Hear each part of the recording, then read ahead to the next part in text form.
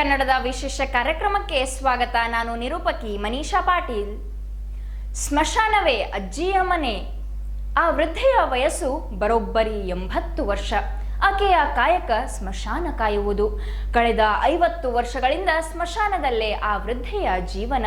2 ಹೊತ್ತಿನ ಊಟಕ್ಕೂ ಆಕೆಗೆ ಗತಿ ಇಲ್ಲ.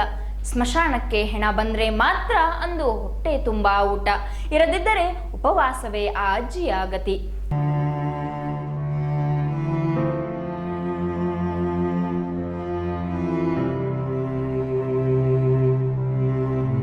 ಕೋಟ್ಯಾಂತರ ಹಣ ಖರ್ಚು ಮಾಡಿ ಮಹಿಳಾ ದಿನಾಚರಣೆ ಮಾಡುವ ಸರ್ಕಾರದ ಕಣ್ಣಿಗೆ ಇಂತಹ ಮಹಿಳೆಯರು ಕಾಣುವುದೇ ಇಲ್ಲವೆಂಬುದು ಯಕ್ಷ ಪ್ರಶ್ನೆ. ಹಾಗಾದ್ರೆ ಆ ಮಹಿಳೆ ಯಾರು? ಆಕೆ ಇರುವುದಾದರೂ ಎಲ್ಲಿ? ಸ್ಮಶಾನದಲ್ಲಿ ಆಕೆ ಜೀವನ ಸಾಗಿಸಲು ಕಾರಣವಾದರೂ ಏನು ಅಂತೀರಾ?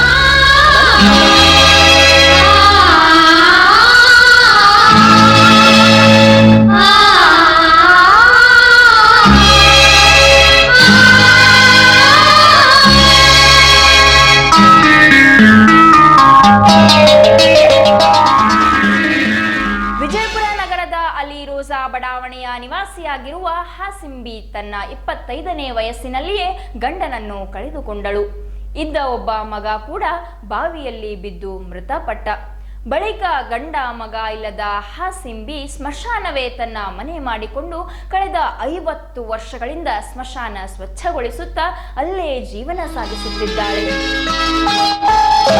ನನ್ನವರು ಯಾರೂ ಇಲ್ಲ, ಯಾರಿಗೆ ಯಾರೂ ಇಲ್ಲ, ಪ್ರೀತಿ ವಾತ್ಸಲ್ಯಕ್ಕೆ ಅರ್ಥವೇ ಇಲ್ಲ, ಪ್ರೀತಿ ವಾತ್ಸಲ್ಯಕ್ಕೆ ಅರ್ಥವೇ ಇಲ್ಲ. ರಾಜ್ಯ ಸರ್ಕಾರ ಮಹಿಳಾ ದಿನಾಚರಣೆಗೆ ಲಕ್ಷಾಂತರ ರೂಪಾಯಿ ಖರ್ಚು ಮಾಡುತ್ತದೆ. ಆದ್ರೆ ಈ ಮಹಿಳೆಗೆ ಮಹಿಳಾ ದಿನಾಚರಣೆ ಅಂದ್ರೇನೆ ಗೊತ್ತಿಲ್ಲ. ಹಾಗೆ ಇಲ್ಲಿ ಇನ್ನೊಂದು ಮಾತು ಹೇಳಲೇಬೇಕು. ಮುಸ್ಲಿಂ ಸಮುದಾಯದಲ್ಲಿ ಮಹಿಳೆಯರು ಸ್ಮಶಾನಕ್ಕೆ ಹೋಗುವುದು ಹಾಗೂ ಸ್ಮಶಾನ ಕಾಯುವುದು ನಿಷಿದ್ಧವಿದೆ. ಆದರೆ ವಿಜಯಪುರ ನಗರದ ಅಲಿ ರೋಜಾ ಹತ್ತಿರವಿರುವ ಮುಸ್ಲಿಂ ಸಮುದಾಯದ ಸ್ಮಶಾನವನ್ನು ಹಾಸಿಂಬಿ ಮಕಾಂದಾರ್ ಎನ್ನುವ ಮಹಿಳೆ ಸುಮಾರು 50 ವರ್ಷದಿಂದ ಕಾಯ್ತಾ ಜೀವನ ಸಾಗಿಸ್ತಾ ಇದ್ದಾಳೆ. ಹೌದು, ಹಾಸಿಂಬಿಗೆ ಸ್ಮಶಾನವೇ ಮನೆ. ಅವಳಿಗೆ ಸ್ಮಶಾನವೇ ಜಗತ್ತೂ ಆಗಿದೆ.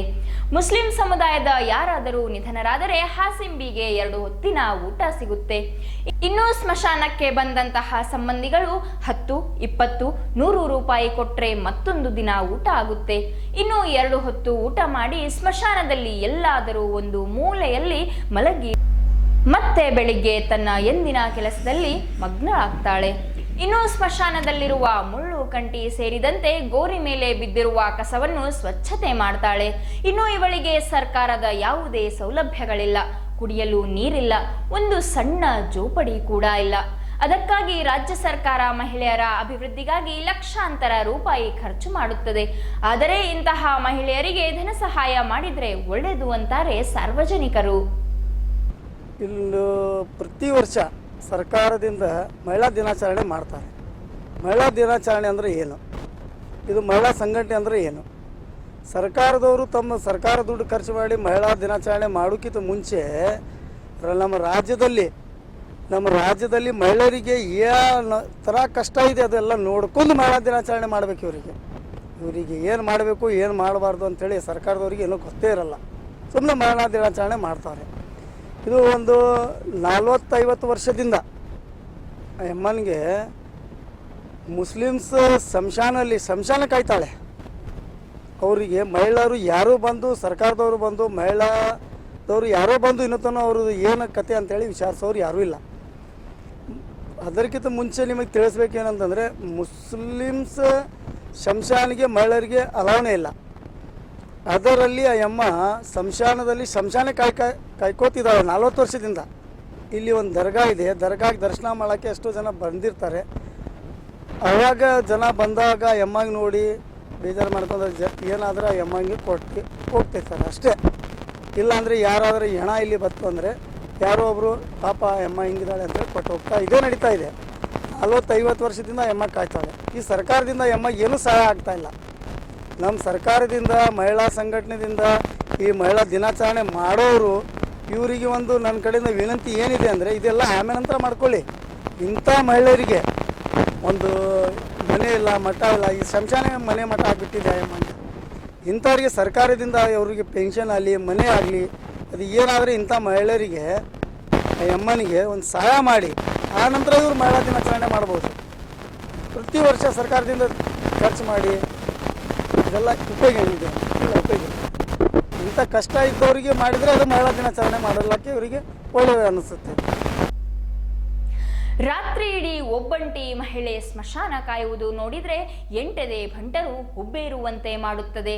ಸರ್ಕಾರ ವೃದ್ಧರು ನಿರ್ಗತಿಕರಿಗೆ ಸಾಕಷ್ಟು ಯೋಜನೆಗಳನ್ನು ಜಾರಿಗೊಳಿಸುತ್ತದೆ.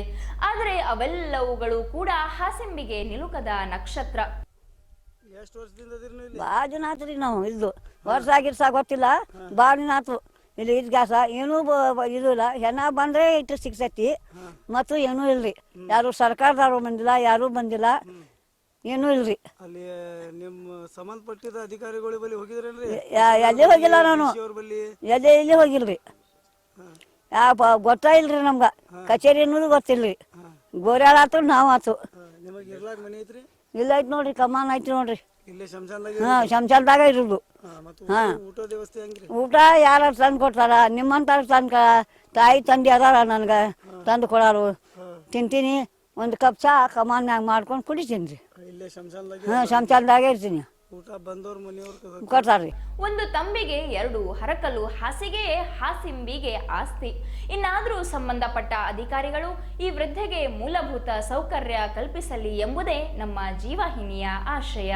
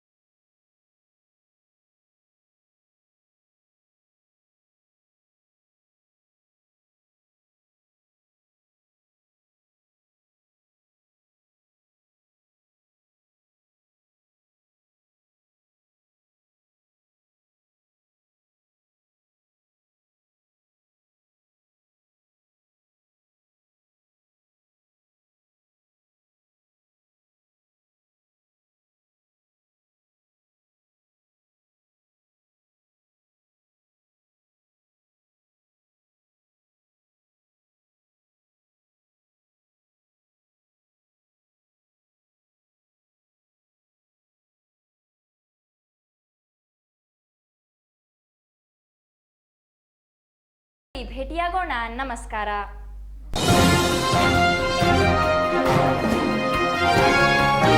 ಇದು GTV ಕನ್ನಡದ ಕೊಡುಗೆ.